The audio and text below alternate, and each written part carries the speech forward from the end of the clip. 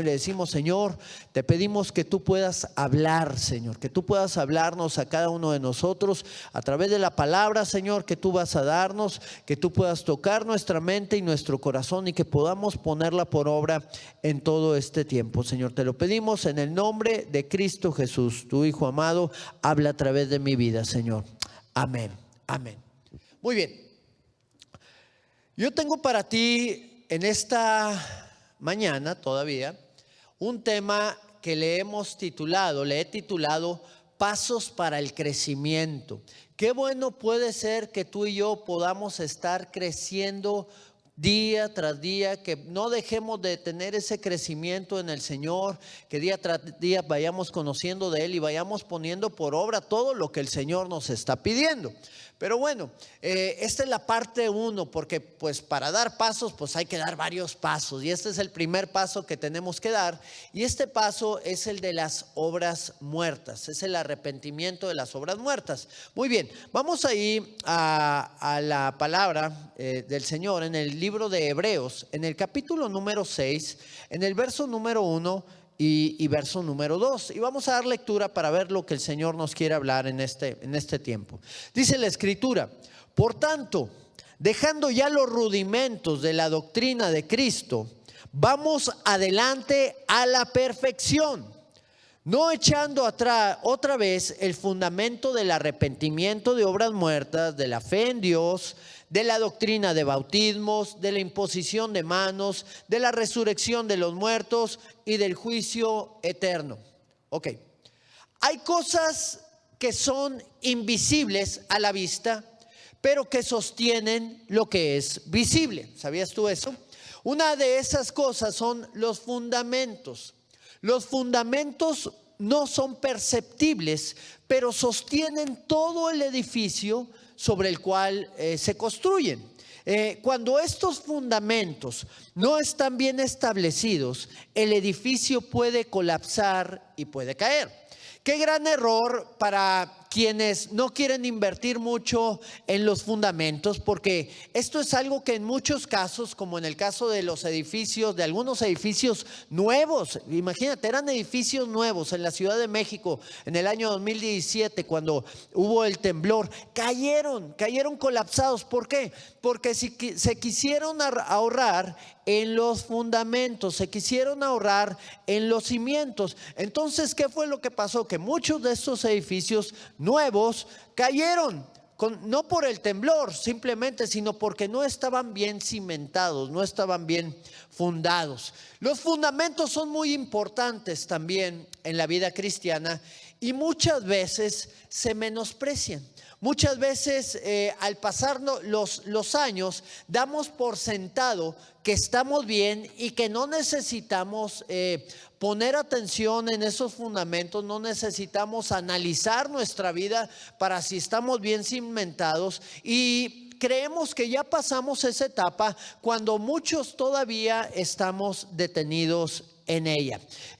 Si tú ves este pasaje en lo particular, dice... está hablando el apóstol Pablo de dejar los rudimentos de la doctrina de Cristo. Los rudimentos son las bases o son los principios, y luego dice vamos adelante a la perfección, y habla de algunas cosas que vamos a estar tratando domingo tras domingo, de algunos temas que vamos a estar tratando en los cuales pues la gente ya debería de estar bien cimentada, pero muchas veces pasan los años en Cristo y resulta que esos cimientos no estaban bien establecidos. Entonces, para poder dar los pasos hacia el crecimiento, tenemos primero que saber que estamos bien cimentados para poder avanzar.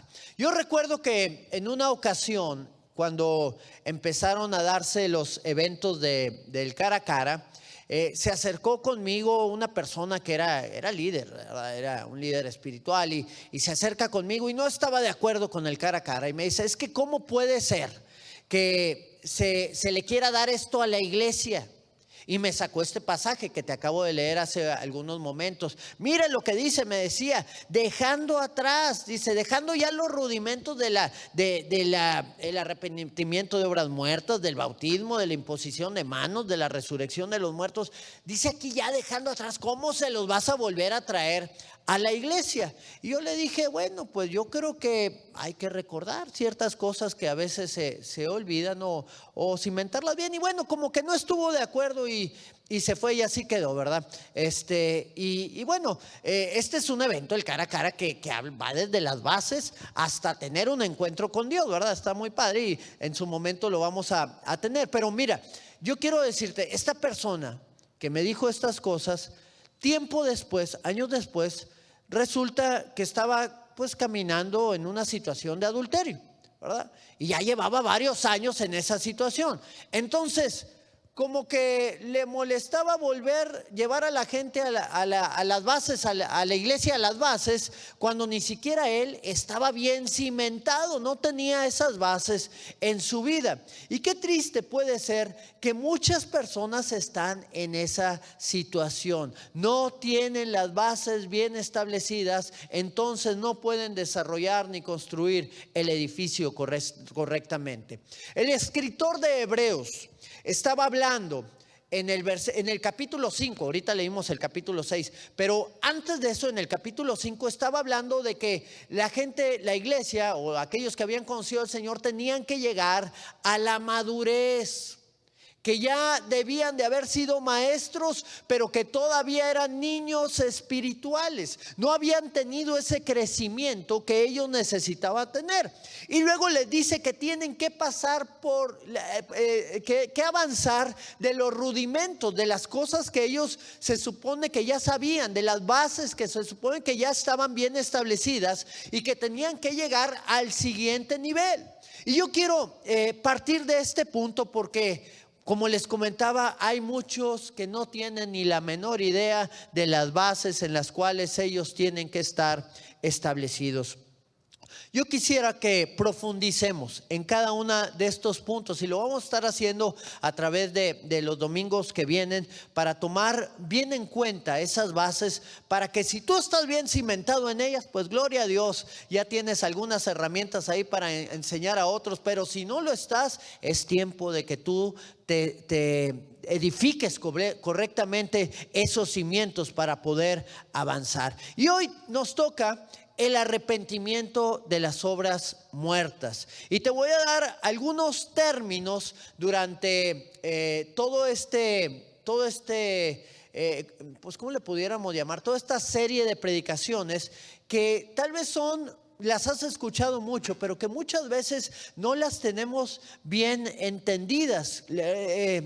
Términos como la justificación, como la regeneración, como la expiación, cosas que hemos oído muchas veces, pero que no tenemos ni la menor idea de lo que significan. Y bueno, vamos al primero de 3 puntos que te voy a dar respecto a este tema. Y el primero de ellos es: ¿cuáles son las obras muertas?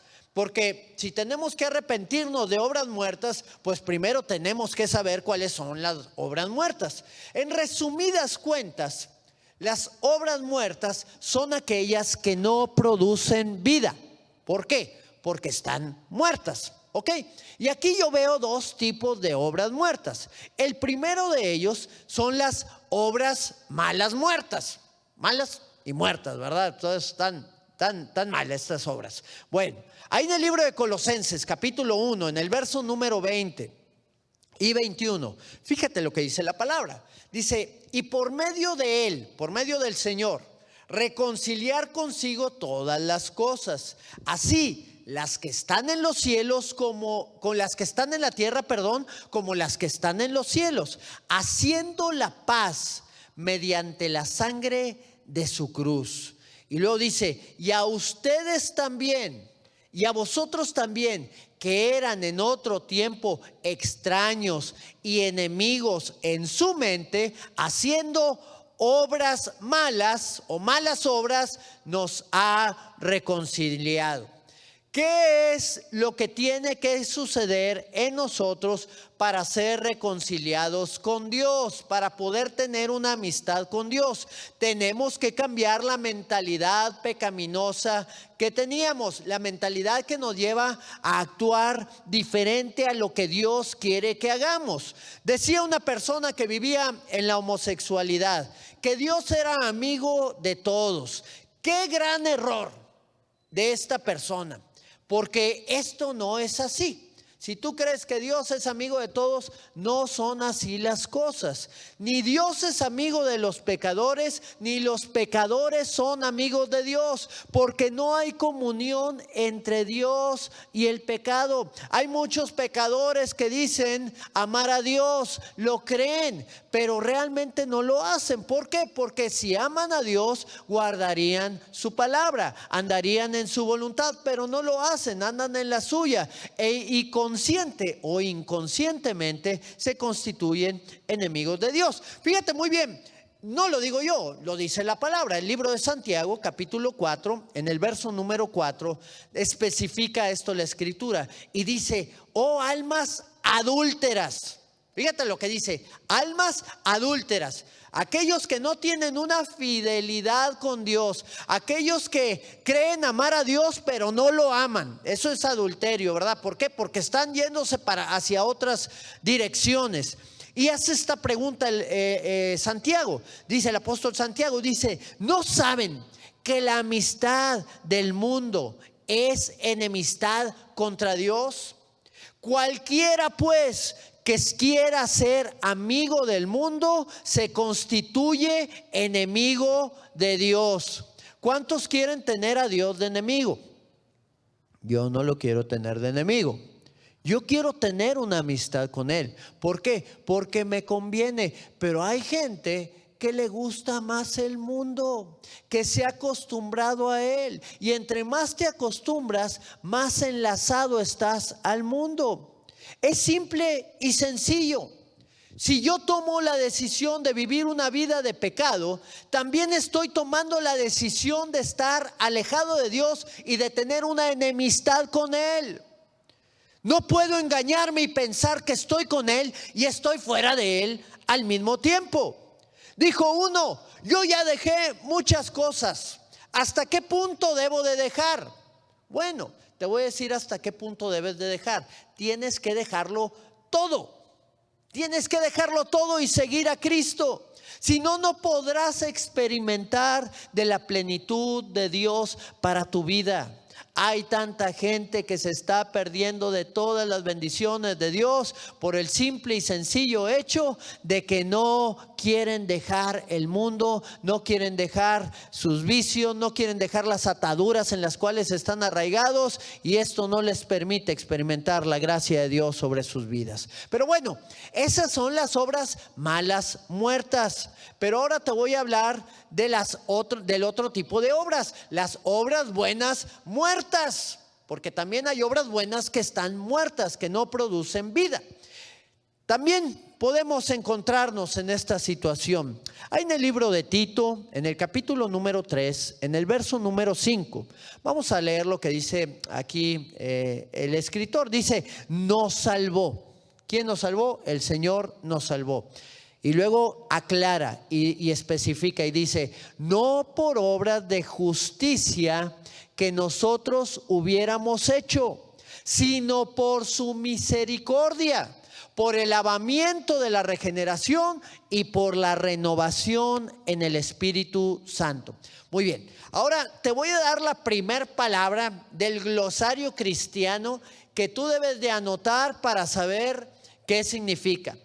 Y esta es regeneración. Tenemos que entender qué es la regeneración, porque aquí dice por el lavamiento de la regeneración. Muy bien. Dice aquí que la regeneración, bueno, esto lo saqué del diccionario bíblico, es un cambio de naturaleza producido por el Espíritu Santo en el cual comunica, es un cambio de naturaleza producido por el Espíritu Santo en el hombre, al cual le comunica una vida nueva. Ok, la regeneración es un cambio de género, no como los que vemos ahorita, ¿verdad? Sino de un género carnal a un género espiritual, ¿verdad?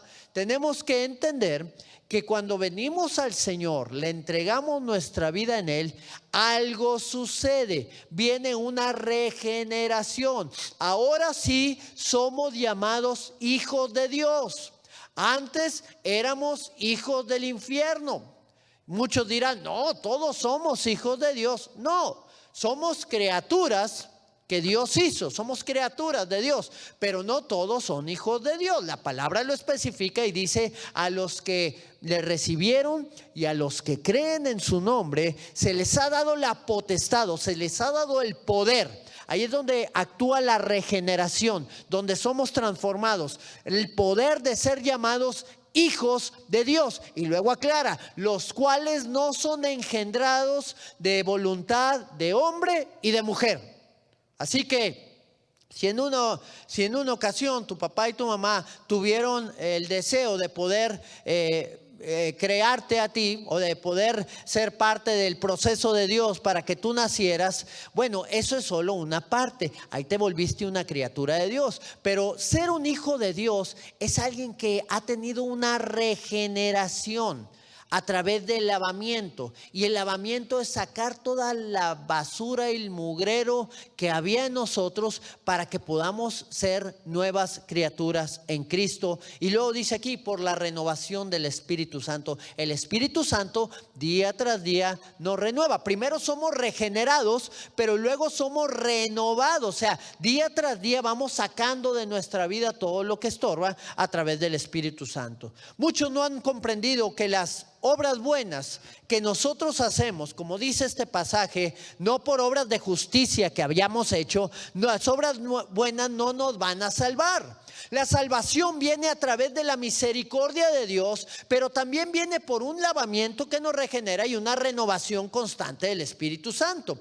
En este pasaje nos explica que hay gente que hace buenas obras, pero no han tenido un nuevo nacimiento en Cristo. Sus obras no pueden salvarlos. Sus obras no traen vida. Por lo tanto, son buenas obras muertas. Podrán darle a los pobres, podrán ayudar a la viejita a cruzar la calle, podrán ser buenos padres o buenas madres, pero si no han tenido una regeneración, no han formado parte todavía de la familia de Dios. Y la familia de Dios no es una AR especial, no es una asociación religiosa especial. La familia de Dios es aquella que ha creído en Él, que le ha entregado su vida y que ha nacido de nuevo, ha tenido una regeneración en su vida.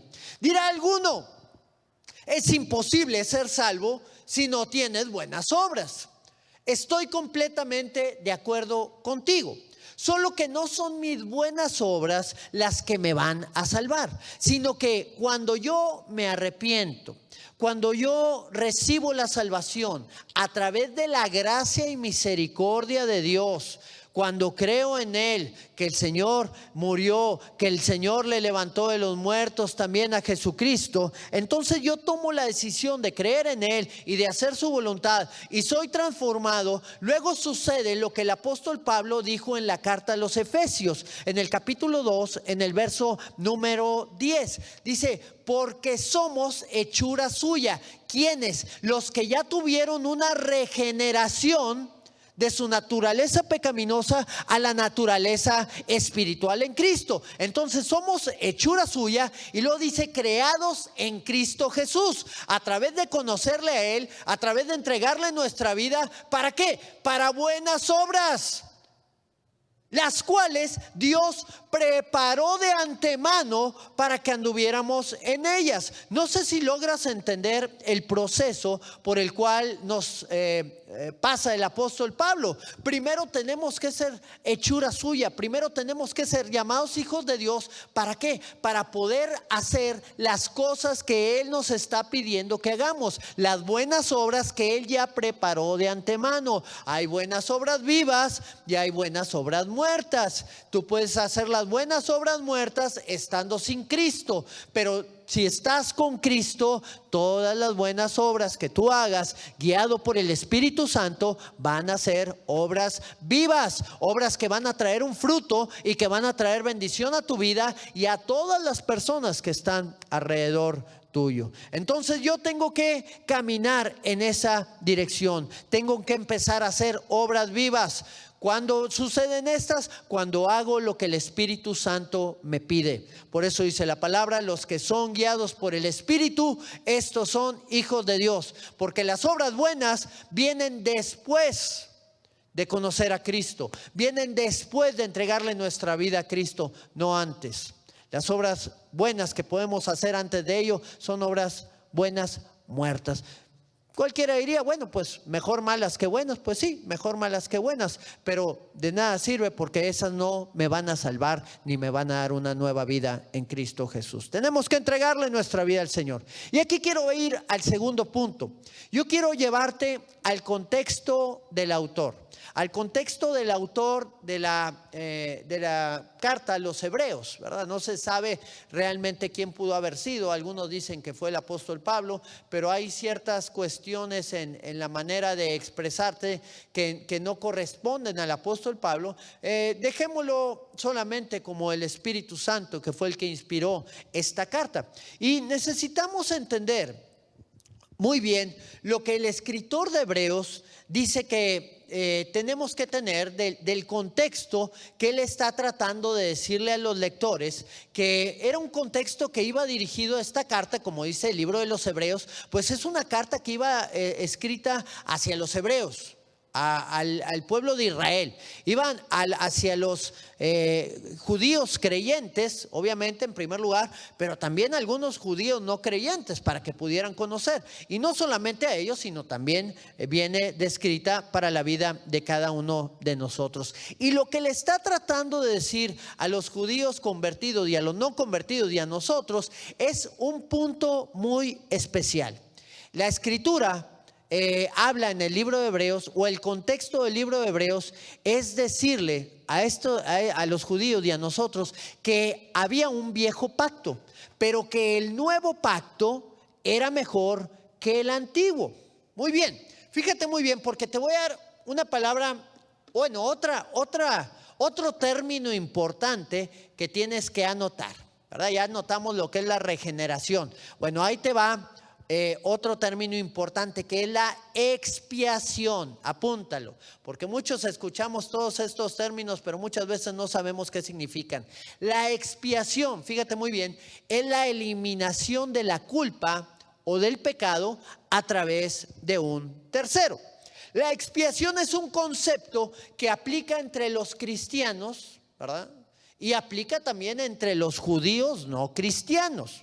O sea, la expiación es vista en el Antiguo Testamento de una manera y la expiación es vista de otra manera en el Nuevo Testamento. En el Antiguo era a través del pacto, del viejo pacto, y en el Nuevo es a través del nuevo pacto. Hay en el libro de Romanos, en el capítulo 6, 23, es un pasaje que muchos de nosotros conocemos, que dice: porque la paga del pecado es muerte, mas la dádiva de Dios es vida eterna en Cristo Jesús, Señor nuestro. La paga del pecado en el antiguo pacto, así como en el nuevo, era la muerte.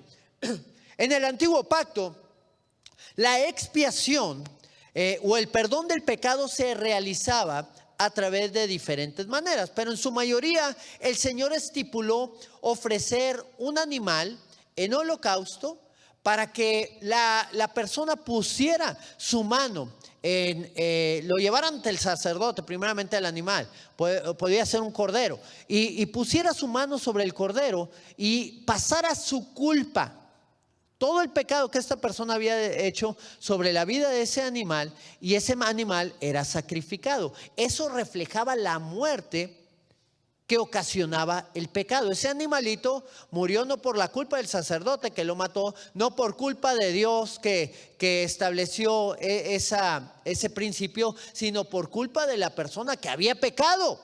Ocasionó la muerte del animalito. Ya después se lo merendaban al animalito también. Pero lo que quiero llevarte a entender es que la culpa era pasada al cordero. La culpa era pasada al corderito. Y esto se hacía en el antiguo pacto. El libro de Ezequiel lo dice de esta manera, y en el capítulo 18, Ezequiel 18, en el verso número 20, y vamos a leer el 21 también, dice la palabra: el alma que pecare, esa morirá. El hijo no llevará el pecado del Padre, ni el Padre llevará el pecado del Hijo. La justicia del justo será sobre de él, y la impiedad del impío caerá sobre él. Y luego dice el 21, mas el impío, si se apartare de todos sus pecados que hizo, y guardare todos mis estatutos, e hiciere según el derecho y la justicia, de cierto vivirá y no morirá. Para no recibir la paga del pecado, que era la muerte, el impío o el pecador se debía de apartar de su pecado primeramente. Por eso dice este pasaje, si se apartare de todos sus pecados. No podemos vivir una vida de pecado y pedir perdón y seguir viviendo en ese estilo de vida.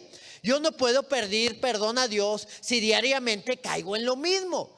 Porque el arrepentimiento es dejar lo que yo estaba haciendo para hacer lo que Dios me pide.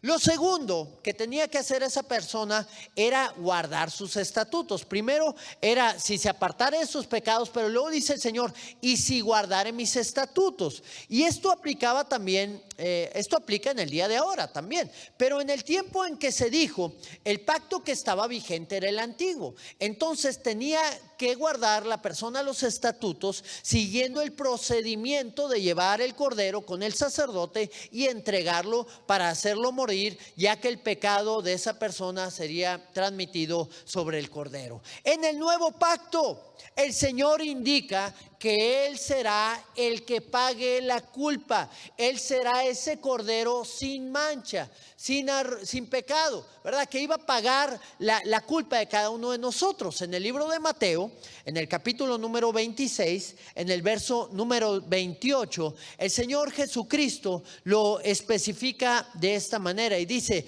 porque esto es mi sangre del nuevo pacto. Esto es mi sangre del nuevo pacto que por muchos es derramada para remisión de pecados. ¿Cuál es la manera en la cual el Señor trae perdón? ¿Cuál es la manera en la cual el Señor trae vida? ¿Cuál es la manera en la cual el Señor perdona pecados? A través de la obra que hizo en la cruz, derramando su vida por ti y por mí. Él nos salvó, Él nos redimió, Él nos rescató por la obra de la cruz. A través de haber muerto por cada uno de nosotros, nos dio vida juntamente con Cristo, nos dio vida juntamente con Él, y ahora nos ha redimido. La redención, que es otra palabra también muy importante, es el pago de un precio que dieron por la vida de cada uno de nosotros. Y qué importante es que podamos aprender que el Señor quiere levantar tu vida, quiere perdonarte, quiere lavarte, quiere regenerarte, quiere darte esa naturaleza espiritual de hijo de Dios que tú necesitas. Tú necesitas recibir el perdón a través de la obra que hizo Jesús en el Calvario, pidiéndole al Señor ese perdón para que Él pueda perdonarte y lavarte de toda maldad. Y bueno, yo quiero llevarte al tercer y último punto de esta mañana acerca del arrepentimiento de las obras muertas. Y este es el proceso del arrepentimiento. ¿Sabías tú que el proceso del arrepentimiento pues es una serie de pasos también que tenemos que nosotros seguir? Yo te voy a dar dos pasos que son muy importantes. Y el primero es poder arrepentirte delante de la presencia del Señor, pero te lo quiero dar conforme a la palabra. El libro de Hechos, en el capítulo 3, en el verso 19, dice de esta manera: así que arrepentíos y convertíos, ¿verdad? Son dos cosas: arrepiéntete y conviértete. Arrepiéntete de lo malo que hacías y conviértete en un hijo de Dios. ¿Para qué? Para que sean borrados sus pecados. Si no se hacen estas dos cosas, tus pecados no van a ser borrados, porque de nada sirve que te arrepientes si sigues haciendo lo mismo. Y luego dice, para que sean borrados vuestros pecados. ¿Para qué? Para que vengan de la presencia del Señor tiempos de refrigerio. Qué bueno es que el Señor quiere traer descanso, reposo sobre tu vida, refrigerio, quiere manifestar de su gloria en ti. Tú puedes ser un cristiano nominal. Al decirte nominal, te estoy hablando de un cristiano de nombre o de tradición, de 10 o 20 años de antigüedad o más años de antigüedad que puedas tener en Cristo. Y a la vez estar sin Él. Ser un cristiano sin Cristo, ¿se puede? Definitivamente que sí se puede. Podemos estar viviendo una vida religiosa, pero una vida totalmente alejada de Dios, viviendo con un pie en las cosas del mundo y con otro pie en las cosas de Dios, o inclusive algunos otros con los dos pies alejados de Dios y puestos en el mundo. No hay perdón sin arrepentimiento, y sin arrepentimiento no hay conversión. El arrepentimiento tiene que manifestar un fruto en la vida de la persona, y el fruto no es instantáneo. Mira, tú puedes estar pidiendo perdón ahora, pero no significa que ya no vas a volver a hacerlo. Tú tienes que enfrentar luchas, tú tienes que enfrentar tentaciones. Va a venir eso que tú hacías en contra de tu vida para que tú vuelvas a hacerlo. Pero una persona que da fruto es aquella que venció y no le permite que el pecado se enseñoree ya más en su vida. El fruto tarda en darse. Si tú siembras una semilla de limón, muy probablemente vas a tener que esperar alrededor de 5 años para poder ver el fruto, para poder ver limones de ese arbolito, ¿verdad? El día que veas pues ese fruto va a tardar, no va a ser instantáneo. No vas a sembrar la semilla el día de ahora y el día de mañana ya vas a estar recogiendo los limones. No funcionan así las cosas. Tiene que tardar el tiempo necesario para que este proceso se dé. A veces los frutos de arrepentimiento en una persona tardan años en manifestarse. Dijo una persona: yo ya me libré del alcoholismo, gracias a Dios. Y le preguntó otro muy contento: ay, gracias a Dios. ¿Y cuándo dejaste de tomar? Ayer, le respondió. Y mira qué interesante es saber que así no son las cosas. El fruto tarda años en manifestarse. Tomamos la decisión el día de ahora, pero el fruto se va a dar después de 3, de 5 años, después de 20 años. Hay algunos que dicen: ¿y cuántos años tienes de no tomar?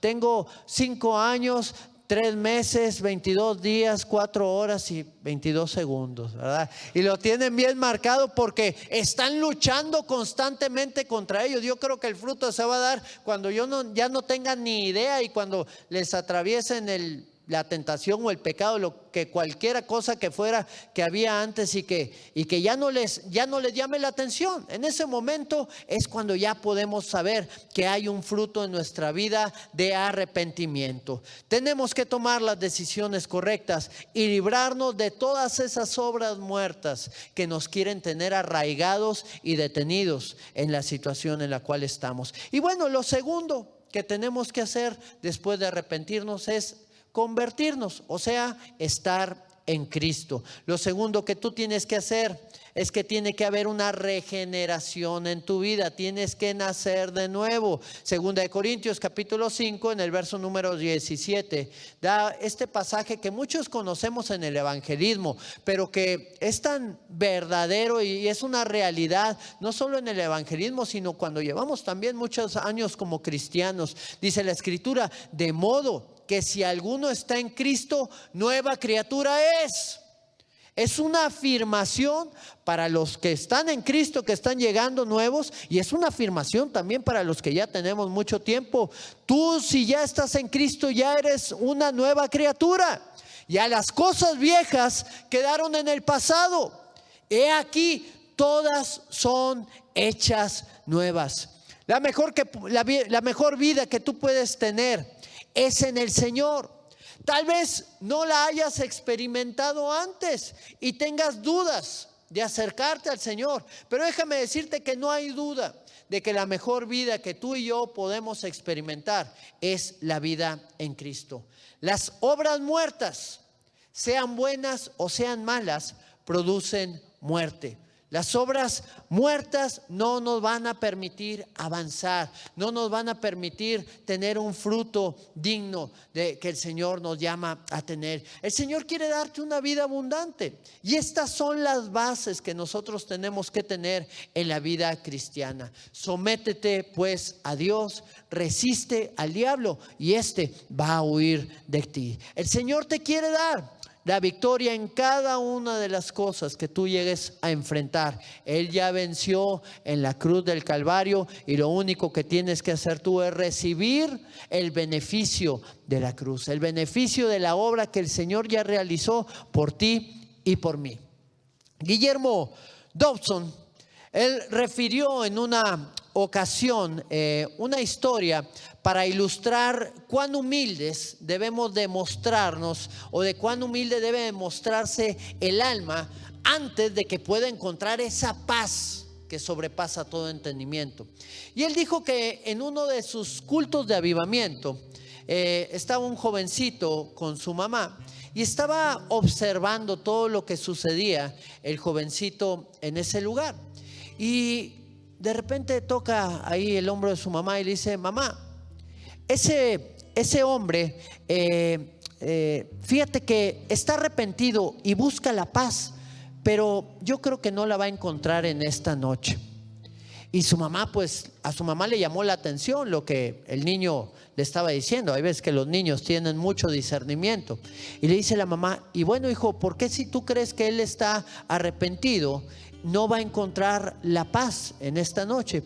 Dice: mamá, lo que pasa es que yo veo que nada más está arrodillado en una sola pierna. Solamente una rodilla es la que está sobre el suelo, la otra no. Y para encontrar la paz verdadera, nosotros tenemos que tener las dos rodillas delante del Señor. Y esa es una verdad muy grande para ti y para mí.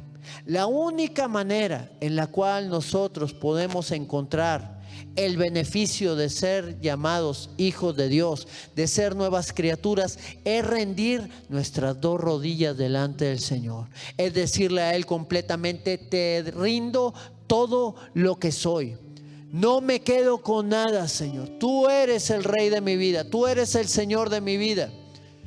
Todas esas cosas que de alguna manera me tienen arraigadas al pecado, al mundo, a la carne, las hago a un lado y me someto a tu voluntad. Me someto a tu mano preciosa, a tu voluntad buena, agradable y perfecta. Y eso es lo que Dios quiere hacer hoy en tu vida. Él quiere traer esa paz que sobrepasa todo entendimiento. Él quiere que tú puedas tomar la decisión el día de ahora de arrepentirte de todas esas obras muertas, sean buenas o sean malas, no importa cómo sean tus obras, arrepiéntete de ellas y pídele al Señor que puedas ser esa criatura, esa nueva criatura que Él ha formado ahora en su Hijo Jesucristo. Que Él pueda regenerarte, que Él pueda lavarte, que Él pueda transformarte de tal manera que ahora, desde ahora en adelante, empieces a caminar en todas esas buenas obras que Él ha hecho para ti y para mí, para que caminemos en ellas y que no nos perdamos ni un solo instante de su gracia, de su amor, de su misericordia, sino que podamos estar día tras día tomados de su mano, humillando nuestra vida delante de Él y alcanzando todas las cosas que Él tiene para nosotros. Si tú nunca has entregado tu vida a Cristo, hoy es un buen día para que tú lo puedas hacer.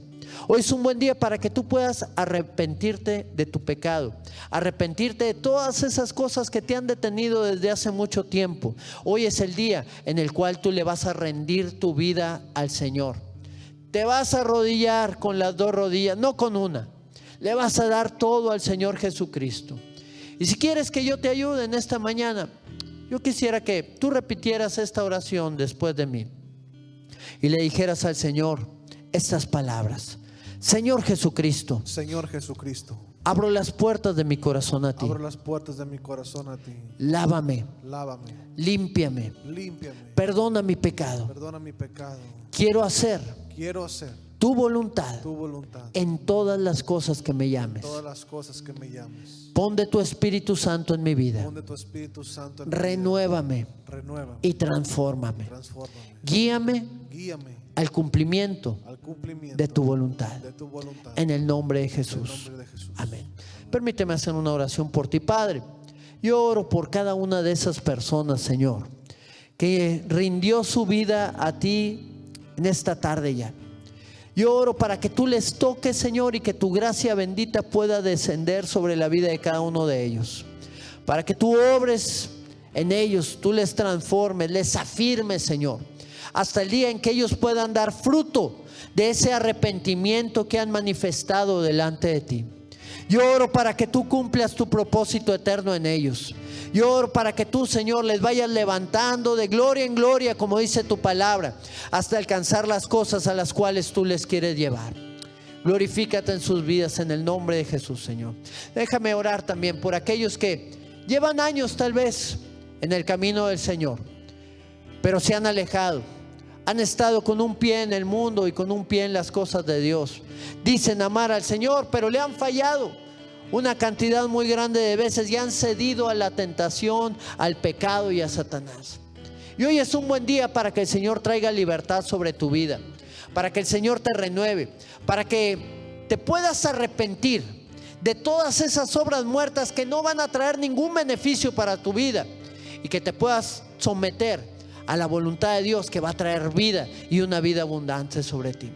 Padre, en el nombre de Cristo Jesús, Señor, yo oro por la vida de cada uno de mis hermanos, Señor, que de alguna manera, Señor, han fallado, que de alguna manera, Señor, han estado con un pie en el mundo y con un pie en las cosas tuyas. Yo oro para que caiga toda amargura, todo resentimiento, toda falta de perdón, toda tentación, Señor, al mundo, al pecado, Señor, que todavía se esté dando en sus vidas, Señor. Que pueda caer, Señor, toda situación de fornicación, adulterio, pornografía, cualquier situación que esté arraigada todavía en sus vidas, para que ellos se puedan levantar en tu nombre y alcanzar las promesas grandes y gloriosas que tú tienes para la vida de cada uno de ellos. Sabemos que no hay nada mejor que hacer tu voluntad, que caminar en ti, Señor. Y hoy pongo sus vidas delante de tu presencia, para que tú cumplas tu propósito en cada uno de ellos. En el nombre de Cristo Jesús, Señor. Amén, Padre. Amén, Señor.